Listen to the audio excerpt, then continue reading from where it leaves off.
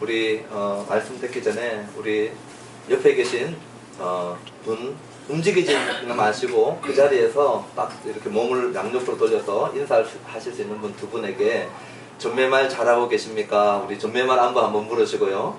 전매말 어디 하고 계신지 우리 확인하는 시간입니다. 이거는 확인 사살하는 시간이 아니고 확인 격려하는 시간입니다. 그래서 조금 전매말 뒤처지고 계신 분들 막 정지하지 마시고 이 시간 격려할 수 있는 시간 됐으면 좋겠고, 자, 우리 먼저 전매말 한번 인사합시다. 전매말 잘하고 계십니까? 예.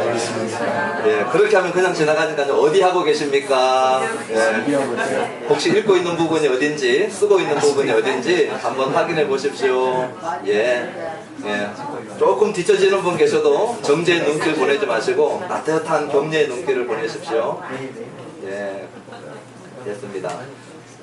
이제 또 옆에 분들하고 우리 하이파이브 합시다. 하이파이브 하시면서 give me five 5명의 영혼을 주십시오. 예, 우리 옆에 분들하고 하이파이브 하십시오. 예, 세 분 하시면서 하이파이브 하시면서 예, 한 명만 5명 중에 한 명만 이름을 좀 물으십시오. 우리 옆에 분들에게 예, 짝을 지어서 한 명만 물으십시오.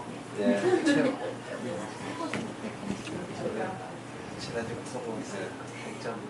자, 한 명 물으셨죠? 네. 혹시 지금 이 하이파이브가 뭔지, 전매말이 뭔지 모르시는 분은 유튜브를 참고하십시오. 유튜브에 우리 Give Me Five라고 하는 제목을 보시고 또 우리 사랑하는 교회 만들기 1, 2를 보시면 지금 우리가 뭐 하고 있는지 알 수 있습니다. 자, 지금 이름을 물으셨죠? 그 한 분을 붙들고 우리 같이 기도하는 겁니다. 기억하실 수 있겠습니까? 다시 확인하십시오. 그 한 분 서로 확인하셨습니까? 아멘으로 좀 대답해 주십시오. 서로 확인하셨습니까? 네. 예, 우리 같이 한번 기도합시다. 이 시간에 우리 다 같이 한번 우리 통성으로 기도합니다. 통성기도가 잘 익숙하지 않더라도 우리 하나님 앞에 올려드리는 기도인데 우리가 목소리를 내서 일제히 같이 하는 기도입니다. 우리 한 1, 2분 동안 짧게 기도할 터이니까 다른 기도하지 마시고 지금 우리가 기도하는 이 5명의 영혼 중에 오늘 특별히 그 한 명 우리 이름을 하나님 앞에 올려드리고 하나님께서 구원해 달라고 우리 그 사람의 구원을 위해서 같이 기도하기를 원합니다. 우리 기도할 때만큼은 짧아도 괜찮고요, 소리가 작아도 괜찮지만 우리의 중심으로 해야 됩니다. 우리 다 같이 기도합시다. 살아계신 아버지 하나님 감사합니다. 우리 장지환 형제님이 기도했듯이 우리에게 들려지는 소식은 우리의 마음을 아프게 하는 정도가 아니라 너무나도 충격에 빠뜨리고 또 너무나도 이 암울한 마음을 들게 하는 일들이 우리 한국 사회에 지난 한 주간 있었습니다. 그런 모습들을 보다가 오늘 사무엘하 9장의 다윗의 모습을 보면 우리의 마음을 훈훈하게 하고 따뜻하게 하고 먹먹하게 하고 감격하게 하는 그런 한 아름다운 사람을 보게 됩니다. 오늘 이 9장의 말씀을 이해하기 위해서 여러분들이 저와 함께 말씀을 볼 때 늘 해야 되는 이 앞뒤의 문맥, 특별히 이 앞쪽의 문맥들을 제가 잠깐 설명하기를 원합니다. 오늘 우리가 본문은 9장의 본문인데 이 9장 앞에 8장이 있습니다. 늘 이런 바보 같은 질문을 제가 합니다. 9장 앞에 8장에 보면 다윗의 전성기의 모습을 보여줍니다. 이제 다윗이 내부적으로 온 이스라엘을 통치하고 있습니다. 그리고 이 외부적으로는 주변의 나라들을 다 정복해 놓은 상태입니다. 그것이 우리 8장의 내용입니다. 8장에 보니까 블레셋, 모압, 소바, 다메섹, 하맛, 에돔, 암몬 나라들, 주변 국가들을 다윗이 다 지금 정복한 상태입니다. 이스라엘을 지리적으로 잘 모르시는 분은 이스라엘의 크기가 우리나라 강원도만 합니다. 강원도만 한데 그 강원도만 한다는 크기를 머리에 두시면서 우리나라 지형을 보면 서해 쪽에 지중해를 두고 있고 그 다음에 위쪽으로 남쪽으로 동쪽으로 주변 국가들이 있습니다. 서쪽으로는 바다니까 없고요, 북쪽으로 동쪽으로 남쪽으로 있는데 이 이스라엘을 둘러싸고 있는 북쪽 동쪽 남쪽에 있는 나라들이 금방 제가 말씀드렸던 블레셋, 모압, 소바, 다메섹, 하맛, 에돔, 암몬입니다. 이 나라들을 8장에서 다 다윗이 정복해 놓고 있죠. 그러니까 지금 다윗은 주변 국가들도 정리가 다 되어 있고 내부적으로 이제 왕으로서 아주 든든한 최고점에 이르러 있습니다. 이 상황에서 지금 이 다윗이 누구를 찾냐면은 사울 집안 중에 남은 자를 찾고 있어요. 사무엘 상을 읽으신 분들은 잘 알 텐데 사울하고 다윗의 관계는 사울이 다윗을 죽이려고 얼마나 많은 시도를 한지 모릅니다. 하나님에 의해서 기름 부음 받은 다윗, 그리고 다윗을 따르는 자가 사울을 따르는 자보다 더 많다는 걸 알았을 때 사울은 시기심에 잡혀서 이제 질투와 함께 증오로 이 다윗을 죽이려고 하죠. 그 사울이 던진 칼에 창에 다윗은 숨어 다니면서 생명을 연연해 가고 있었죠. 그런 다윗이 이제 통치하는 자리에 앉아 있고 모든 권력을 휘두를 수 있는 자리에 앉아서 찾는 사람이 누구냐면 사울의 남은 족속이 있는가를 찾고 있는 것입니다. 이 부분만 딱 읽으면은 이제 사울 중에 남은 자가 있으면 다윗의 손에 살아나지 못하겠구나 하는 예감이 듭니다. 그런데 오늘 이 1절에 보니까 다윗이 사울의 집에 남은 자를 찾는 이유를 뭐라고 하냐면 그 사람에게 은총을 베풀겠다라고 얘기합니다. 복수의 칼을 휘두르는 것이 아니라 그 사람에게 조건 없는 하나님의 언약적 사랑인 이 은총이 히브리어로 헤세드인데, 이 헤세드는 이 히브리 문화 가운데 어머니가 자녀들에게 베푸는 사랑을 일컬을 때 헤세드가 많이 사용되어졌습니다. 어머니가 가지고 있는 자녀들에게 주는 정말로 조건 없이 계산해보지 않고 퍼부어주는 사랑이죠. 그 사랑으로 베풀어 주겠다라고 찾고 있는 것입니다. 이렇게 찾고 있을 때 찾은 사람이 2절에 나오는데 그 사람이 누구냐면 이전에 사울의 집에서 종노릇했던 시바라고 하는 사람입니다. 다윗이 이 시바에게 혹시 사울의 집안 중에 남은 사람이 있느냐 묻는데 이 물음에 3절에 보니까 이 시바가 이렇게 대답합니다. 한 사람이 남아있긴 남아있는데 그 사람은 다리를 저는 쩔뚝발이입니다. 우리가 정확하게 알지는 못하지만 이 시바가 마음속에 생각하고 있는 이 의도가 조금 읽혀지는 것 같아요. 지금 사울과 다윗의 관계를 시바는 누구보다도 더 잘 알죠. 얼마나 사울이 다윗을 죽이려고 했는지. 이제 다윗이 왕이 되어져서 사울의 집안에 남은 자들을 찾을 때 이 종이 알고 있는 사람이 한 사람이 있는데 그 사람이 누구냐 하면은 이 요나단의 아들인 쩔뚝발이 무비보셋을 얘기하고 있는 것입니다. 요나단은 다윗과 언약을 맺은 친구입니다. 우리가 이 사무엘상 20장 역시 이 앞부분에 가보면은 요나단하고 다윗의 우정을 잘 보여주는 부분들이 있는데 다윗이 다윗을 죽이려고 할 때 요나단이 그것을 알면 요나단이 다윗에게 알려줘서 다윗의 생명을 살려주는 관계로 나아가죠. 그렇게 하고 난 다음에 요나단은 혈통적으로 볼 때 자기가 왕이 돼야 되는데 하나님께서 다윗에게 기름 부은 것을 알고 다윗이 왕 되었을 때 자기와 자기에 속해 있는 자들의 생명을 보존해 달라고 하는 이 언약을 맺습니다. 그것이 사무엘상 14절과 15절에 나오는데 제가 읽어드릴게요. 너는 내가 사는 날 동안에, 지금 요나단이 다윗에게 하는 말입니다. 여호와의 인자하심을 내게 베풀어서 나를 죽지 않게 할 뿐 아니라 여호와께서 너 다윗의 대적들을 지면에서 다 끊어 버리신 때에도 너는 내 인자함을 내 집에서 영원히 끊어버리지 말라 하고, 다윗이 이 요나단으로부터 부탁을 받습니다. 그리고 요나단이 자기의 생명보다도 다윗의 생명을 더 귀하게 여기고 다윗을 보존하고, 그리고 다윗과 요나단은 들판에서 단둘이 언약을 맺습니다. 이 언약을 맺은 때가 최소한 15년 내지 20년이 지나갔어요. 이 요나단과 사울이 한날 한 전투에서 같이 죽습니다. 길보아 전투에서 죽는데 그 당시에 무비보셋 나이가 5살이었어요. 자기 할아버지와 아버지가 죽은 줄 알고 유모가 무비보셋을 데리고 급히 피난하다가 높은 곳에서 떨어뜨린 것 같아요. 그래서 두 다리를 다 못 쓰게 되는 장애인이 되어버립니다. 그때 무비보셋 나이가 5살이죠. 그리고 난 다음에 이제 다윗이 헤브론에서 7년 반을 통치하고 다시 예루살렘에서 주변 국가들을 정복해 나가면서 무비보셋은 어느새 결혼해서 자기 아들 미갈을 가지고 있어요. 이 시간을 계산해 보면 최소한 15년에서 20년이 지금 지나버린 사이입니다. 15년, 20년 전에 은밀하게 단둘이 맺었던 이 언약을 지금 다윗이 기억하고 있는데, 그 모습 중에 오늘 첫 번째 요나단의 아들과의 만남을 이 시바를 통해서 소식을 적게 되는 것이 3절에 나와 있습니다. 왕이 자기의 자리 앞으로 불러들이는 이 모습 속에 시바는 다리를 저는 자입니다. 아마 왕에게 이익을 주거나 왕에게 이 궁궐에 앉아있기에 합당한 모습이 아닐 것입니다 라고 하는 그런 이 뉘앙스를 풍겨주는 것 같아요. 이런 모습에 다윗은 뭐라고 얘기하냐면 4절에 다윗에게 궁금한 것은 그가 얼마나 불거자가 됐느냐가 아닙니다. 그가 어떻게 하다가 저렇게 장애인이 됐느냐도 아닙니다. 지금 모습이 사랑할 만한 모습인가도 아니에요. 다윗에게 한 가지 관심이 있는데 4절에 나옵니다. 그 관심은 뭐냐면 지금 그가 어디 있느냐,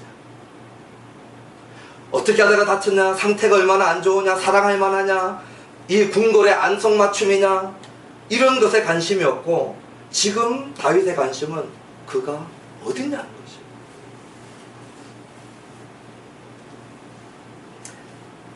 것이에요. 요나단의 아들 무비보셋이 어디 있는지 4절에 시바가 조심스럽게 얘기하고 있습니다. 그 장소는 로드발 암미엘의 아들 마길의 집이다, 이렇게 얘기합니다.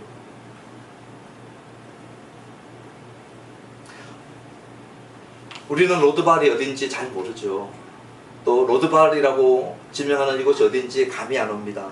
그런데 히브리어로 부정, 영어로 하면은 no, not에 해당되는 게 low입니다.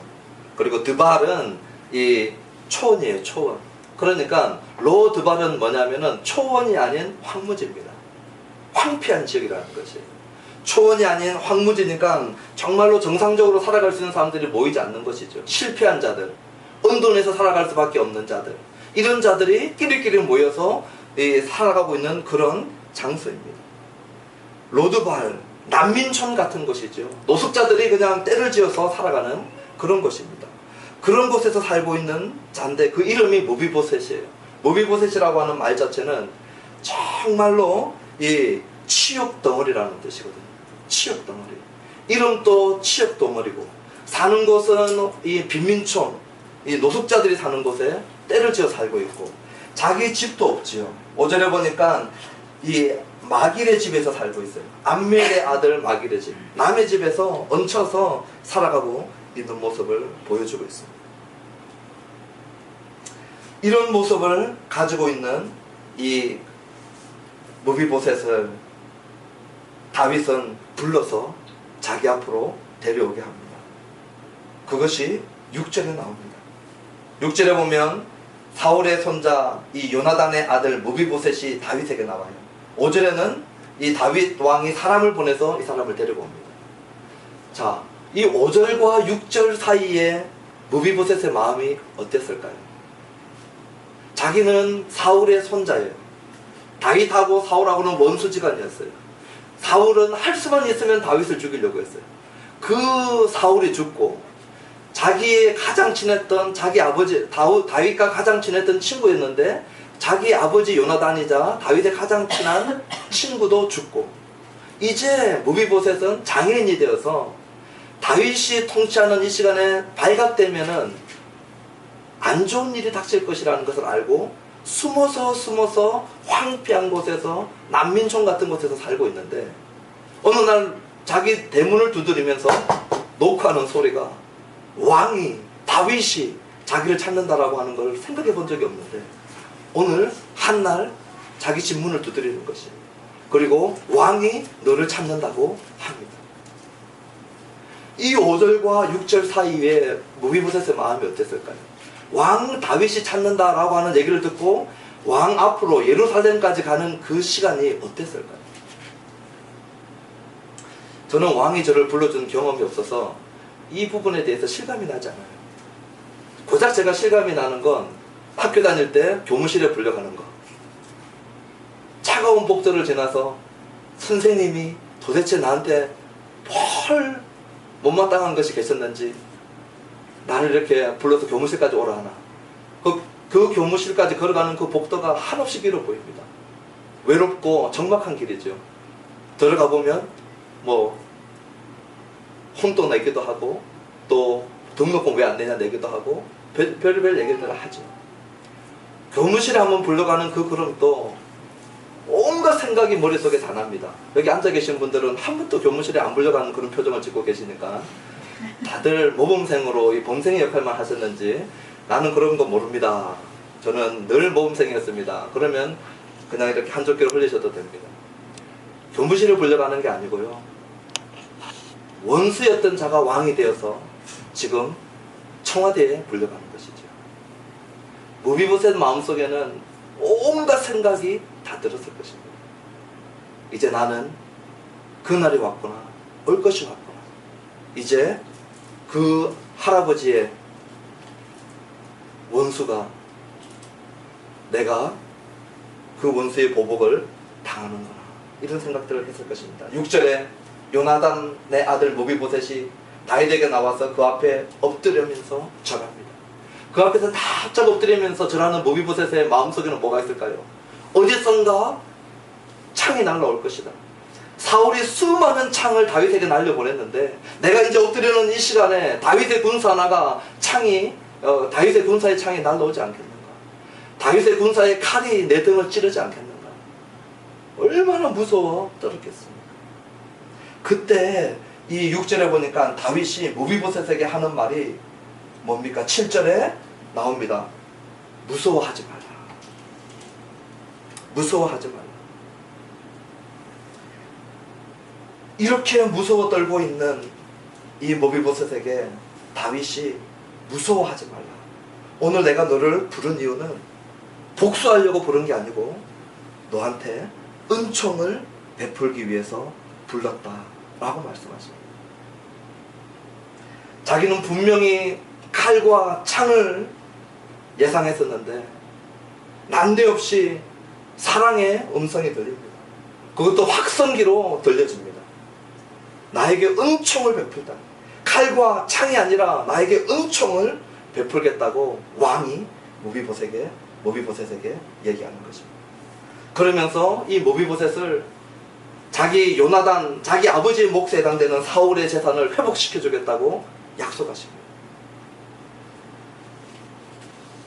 그리고 그 취업들을, 수치들을 다 떨어내게 하시죠. 가난을 면하게 하고 죽음을 면하게 하고 창피와 무시를 보상받게 하고, 그리고 이 무비보셋에게 왕이 자기와 함께 겸상하자입니다. 날마다 식사할 때마다 나와 함께 너는 궁궐에서 나와 함께 밥을 같이 먹자. 왕의 식사의 자리로 초대하는 모습으로 오늘 이 9장은 끝이 납니다. 오늘 이 말씀을 읽으면서 세 가지만 좀 생각해 봤으면 합니다. 첫 번째는 이 9장에서 무비보셋을 절뚝발이 다리 저는 자라고 지금 3절과 13절에 얘기하고 있어요. 3절을 보면, 저는 지금 새 성경을 읽고 있습니다. 3절에 보면 다리 저는 자다 이렇게 얘기하고 있습니다. 또 13절에 보면 두 발을 다 절더라 이렇게 얘기하고 있어요. 다른 번역에는 쩔뚝발이라고 얘기하고 있습니다. 왜 이 9장 1절부터 13절에 무비보셋을 얘기하면서 쩔뚝발이 다리 저는 자라고 얘기하고 있을까요? 물론 실질적으로 다리를 저는 자이기 때문에 그렇습니다. 그리고 두 다리를 다 저는 자죠. 그러니까 이 다리를 저는 장애인이기 때문에 그냥 사실 그대로 묘사를 했습니다. 그런데 이 다리 저는 자가 다윗하고 어떠한 관계가 있다는 것을 우리가 알 때 우리는 이 다리 저는 자라고 얘기하는 것이 범상치 않은 단어라는 것을 알게 됩니다. 오늘 우리가 다 읽지 않았지만 우리가 전매만 하다 보면 이제 성경을 다 읽어갔을 텐데요. 사무엘하 9장의 오늘 본문인데 사무엘하 5장에 가면 여러분 찾지 않아도 됩니다. 제가 읽어드립니다. 사무엘하 5장 특별히 6절에서 8절에 가면 이런 내용이 나옵니다. 지금 이제 다윗이 예루살렘을 점령해 들어가는 장면이에요. 다윗은 헤브론에 있고 이 예루살렘을 점령해 들어가는 장면인데, 이 예루살렘에 누가 살고 있었냐면은 여부수 족속이 살고 있었습니다. 그런데 예루살렘 성 자체는 난공불락이에요. 그 당시 고대성 중에 터 자체가 높았습니다. 그리고 성벽을 이루고 있었어요. 그러니까 그 성 안에 살고 있었던 여부수 사람들은 우리 성만큼은 안전하다고 생각했어요. 웬만한 군사로는 자기의 이 성을 점령하지 못한다라고 완전히 자부심 속에 살았던 사람들입니다. 그러니까 다윗이 군사를 끌고 이 여부수 민족들을 쳐서 예루살렘 성을 쳐서 들어오니까 이 여부수 사람들이 비웃었어요.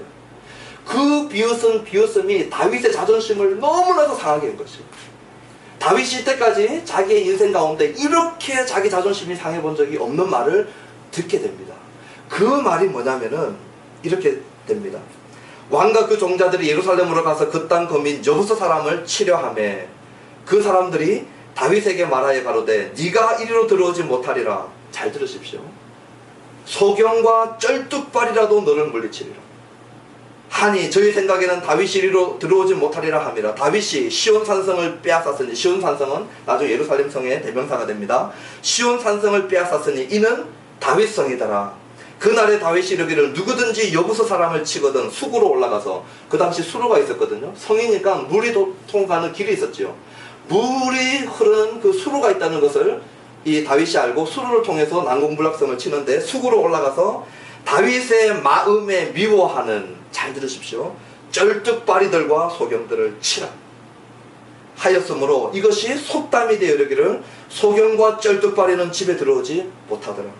이 속담이 나중에 예수님 당시까지 내려옵니다. 그래서 예수님의 성에, 예루살렘 성에, 그리고 그 집에는 소경과 쩔뚝발이는 들어오지 못하더라 하는 이것이 속담이 될 지경입니다. 다윗의 자존심에 완전히 금이 간 사건입니다. 여부수 사람이 하하, 우리 동네 여부수 족속 중에 다윗 너까진 거 해치우는 것은 쩔뚝발이도 나와서 싸우면 너를 이겨, 이런 것이죠. 다윗이 이게 정말 상처가 됐어요. 어떤 사람은 이 상처받는 이 내용들이 다 다릅니다. 이 외모로 상처받는 사람들요, 이 그 외모에 상처 준 사람들 연결되어져 가지고 생각만 해도 분이 납니다.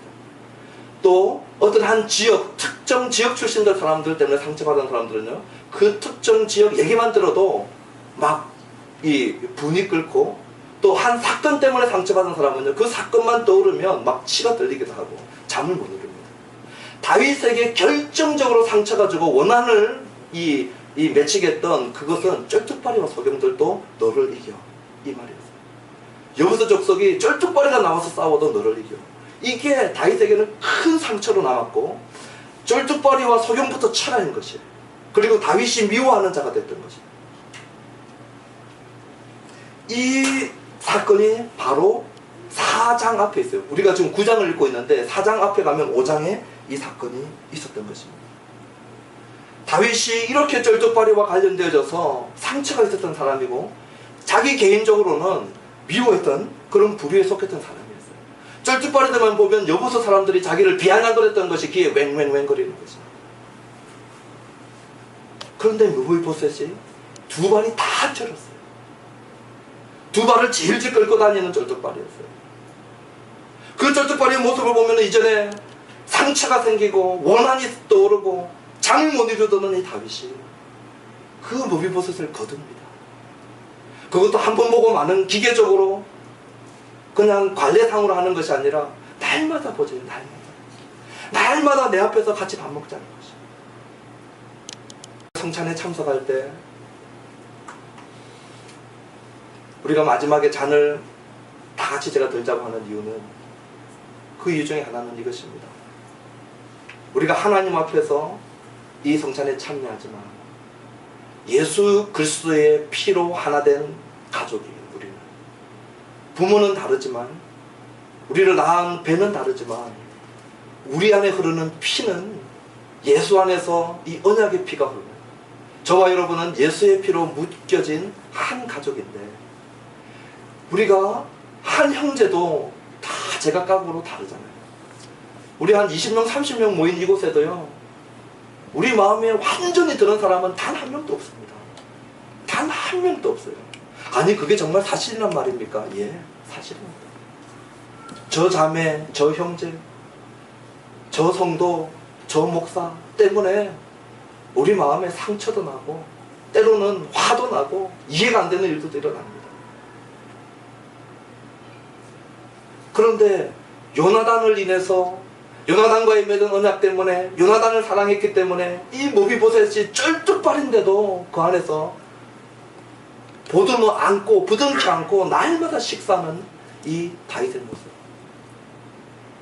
우리를 부둥켜 안으시고 날마다 우리와 함께 하시길 원하시는 이 하나님의 사랑 안에 우리도 이 잔을 함께 들면서 혹시 내 좌우에 내 앞뒤에 앉아있는 내 형제, 자매, 성도님 중에 내가 정말로 싫어하는 한 모습, 그것이 육체적으로 쩔뚝발이는 아니지만 내가 정말 견디지 못하는 그 모습이 있다 할지라도 나도 쩔뚝발이의 모습으로 주의 상에 앉은 자에게 우리 형제 자매도 그런 모습이 보이더라도 그 모습을 품고 함께 사랑의 교제에 참여하는 우리가 되었으면 하는 마음 간절합니다. 아멘. 두 번째 모습입니다. 두 번째 모습은 아마 우리가 빨리 읽어서 여러분들이 잘 보지 못한 부분이 있을 수 있는데요. 그 부분은 자세히 다시 한번 나중에 돌아가셔서 읽어보시면 다윗이 사울의 종 시바에게 얘기할 때는 자기 자신을 왕이라고 얘기합니다. 왕이 너 종 시바에게 이렇게 얘기합니다. 한 번도 예외가 없어요.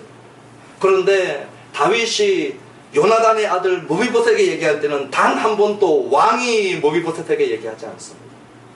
자기의 이름을 불러서 다윗이 모비보셋에게라고 이 사무엘 선지자는 기록해 놓고 있어요. 한번 확인해 보십시오. 2절에 보면 다윗 왕이 이 시바에게 얘기할 때 왕이 그에게 말하되 라고 왕이 시바에게 얘기하고 있습니다. 3절에 보면 또 시바에게 얘기하는데 뭐라고 얘기하냐면 왕이 그에게 말하되 네가 시바냐 왕이라고 얘기하고 있어요.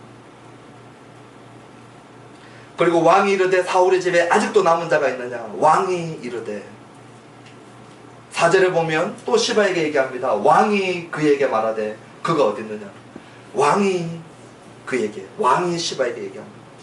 이것은 나중에 9절에 가도 마찬가지입니다. 왕이 사울의 종 시바를 불러 그에게 이르되 왕이 그에게 이르되 왕입니다. 철저합니다. 그런데 모비보셋에게 얘기할 때는 다윗이 자기를 왕이라고 얘기하지 않고 다윗이라고 얘기합니다. 예외가 없습니다. 6절입니다. 6절에 사울의 손자 요나단의 아들 모비보셋이 다윗에게 나와서 그 앞에 엎드려 절할 때 다윗이 이르되 모비보셋이여. 7절입니다. 다윗이 그에게 이르되 무서워하지 말라. 모비보셋에게는 다윗은 자기 자신을 왕으로 소개하지 않고 나 다윗이 너의 아버지의 친구 다윗이 너를 인격적으로 생각하고 인격적으로 대하는 다윗의 모습을 얘기하고 있습니다. 모비보셋에게 너는 종이 아니다라고 얘기하는 것입니다. 너는 내가 시바에게 대하는 것처럼 그렇게 내가 너를 대하는 것이 아니다라고 얘기하는 것입니다. 어쩌면 너는 내 아들이다. 어디까지 아들이냐? 나와 함께 밥 먹을 수 있는 자리까지 오는 아들이다. 날마다 내 상에서 밥 먹을 수 있는 내 아들이다.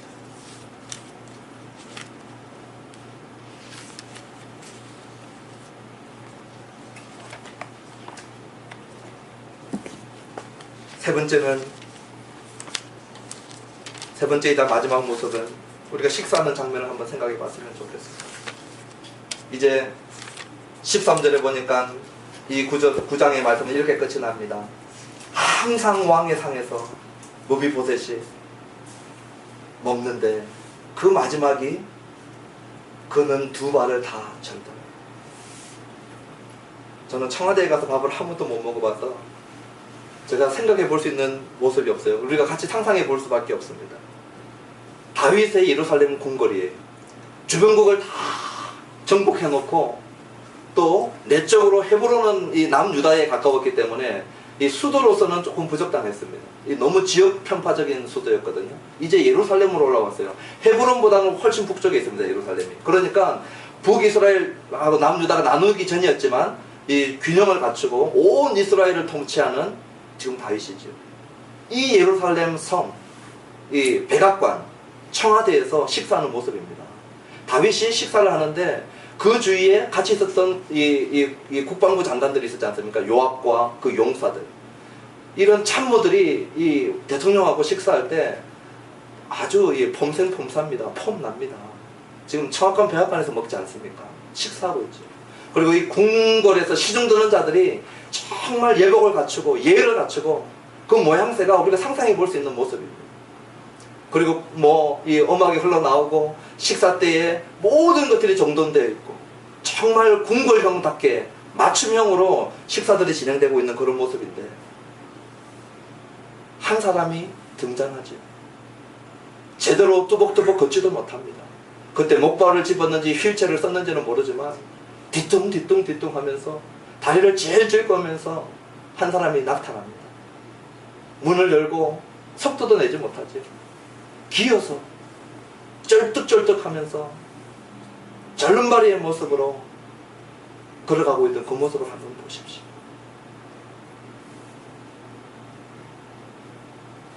전혀 왕의 자녀처럼 보이지 않습니다. 전혀 왕의 자녀처럼 자라지도 않은 자입니다. 목발 짚고 서 있는 인생이죠. 두 다리 저는 인생입니다. 늘 숨어 지내면서 오늘 자기 본인의 말처럼 8절에 죽은 개처럼 살았던 인생이라고 얘기합니다. 오늘 이 인생이 완전한 변화를, 존재적인 변화를 체험하고 있는 지금 모습입니다.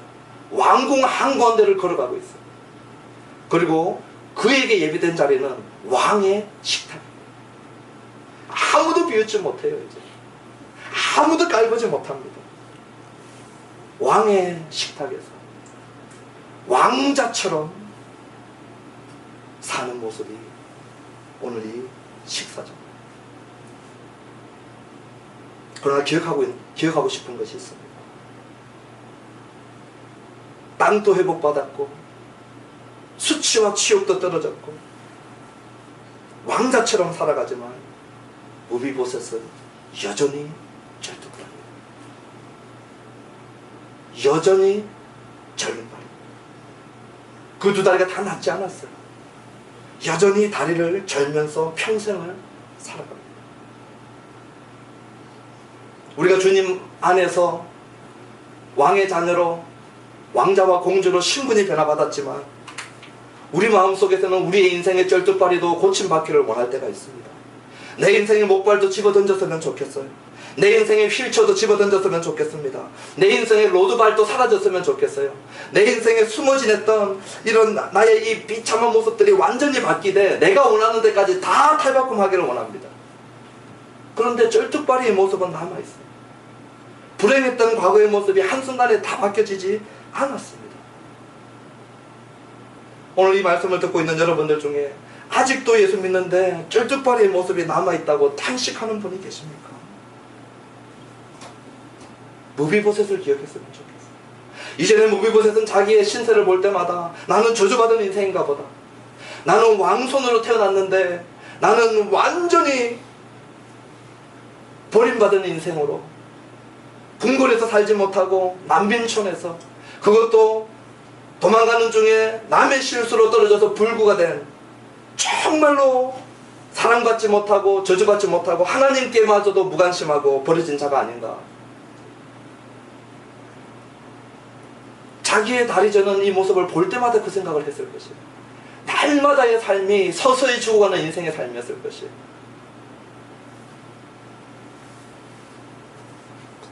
오늘 왕의 식탁에 초대되었지만 안 바뀐 것이 있죠.